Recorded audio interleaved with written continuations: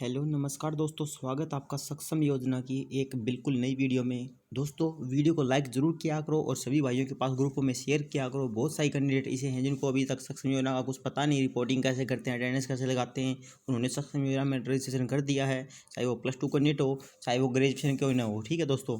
तो दोस्तों अब सबसे बड़ी बात आती है सैलरी की। बहुत भाई कमेंट कर रहे हैं सैलरी अब तक क्यों नहीं आई। दोस्तों सैलरी देखो, हमारी जो भिवानी डिस्ट्रिक्ट में था वो दो तरीके से सैलरी आनी चाहिए थी, फरवरी की और मार्च की, लेकिन अभी तक फरवरी की सैलरी आई पाई है। दोस्तों हमने पता लगा लिया कि क्या चक्कर है इसका, जो कि 20 तारीख तक सैलरी आनी चाहिए थी दोनों मंथ की, फरवरी की और मार्च की, वो एक ही आ पाई है क्योंकि फरवरी के ही बिल बन पाए थे। कुछ और डिपार्टमेंट में अगर बिल बना रखे हैं तो इस डिपार्टमेंट में भी और डिपार्टमेंट में भी सभी के कुछ सारी सैलरी नहीं डाली जाएगी, थोड़ी बहुत रखी जाएगी, जैसे कि फरवरी की डाल दी, मार्च की रह गई।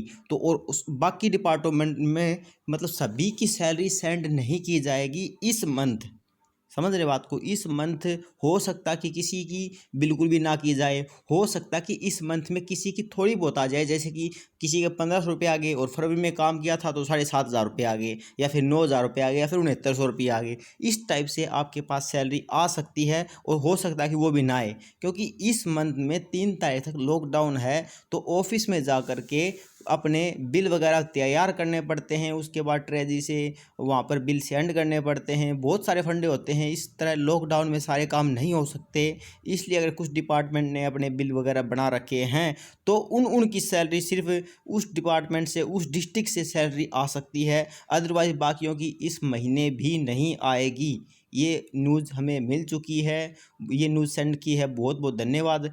तो दोस्तों आपके पास अगर कोई न्यूज़ आती है तो आप भी हमारे पास सेंड ज़रूर किया करो। अभी तक आप टेंशन मत लो, क्योंकि इस मंथ भी आप बहुत सारे कैंडिडेट हैं जो कि किसी की सैलरी नहीं आई, और कुछ कैंडिडेट हमारे जैसे हैं जिनकी एक मंथ की सैलरी आई है, लेकिन आनी चाहिए थी दोनों मंथ की, लेकिन वो कुछ लॉकडाउन की स्थिति में उसकी वजह से सारे बिल वगैरह नहीं बन पाए। अब अगले बिल और तैयार किए जा रहे हैं। अगले मंथ भी जो अपना ये मार्च था, मार्च की सैलरी बनानी थी लेकिन उसकी रह जाती थी। अब इस मंथ की, अप्रैल की भी बनानी थी, लेकिन अगले मंथ आएगी तो सिर्फ मार्च की आएगी और अप्रैल की रह जाएगी, क्योंकि अप्रैल के भी डॉक्यूमेंट दोबारा तैयार करने पड़ेंगे, उसमें सैलरी में भी टाइम लगने वाला है। अब अगर सीधा सीधा बोलूँ तो इक्का दुक्का डिपार्टमेंट में अगर डिपार्टमेंट ने अपनी सैलरी का सब बायोडाटा तैयार कर रखा है तो उस डिस्ट्रिक्ट से सैलरी आ सकती है। बाकी दोस्तों 80 से 90% आपकी सैलरी इस मंथ में नहीं आएगी।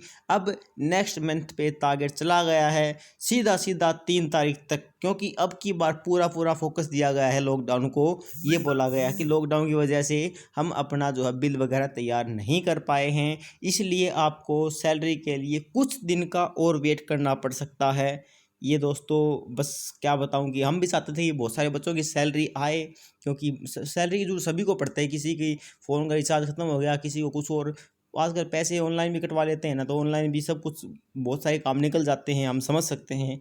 लेकिन दोस्तों अब आपको 15 दिन का वेट और करना पड़ेगा। आप तो इस मंथ और निकालो, नेक्स्ट मंथ देखते हैं 3 तारीख के बाद हो सकता है 5 या 7 तक आपकी सैलरी आ जाए। अगर बहुत ही जल्दी सब कुछ खुलता है तो सबसे पहले आपकी सैलरी का जो बिल है वो पास करवा लिया जाएगा, फिर आपके अकाउंट में सैलरी सेंड कर दी जाएगी।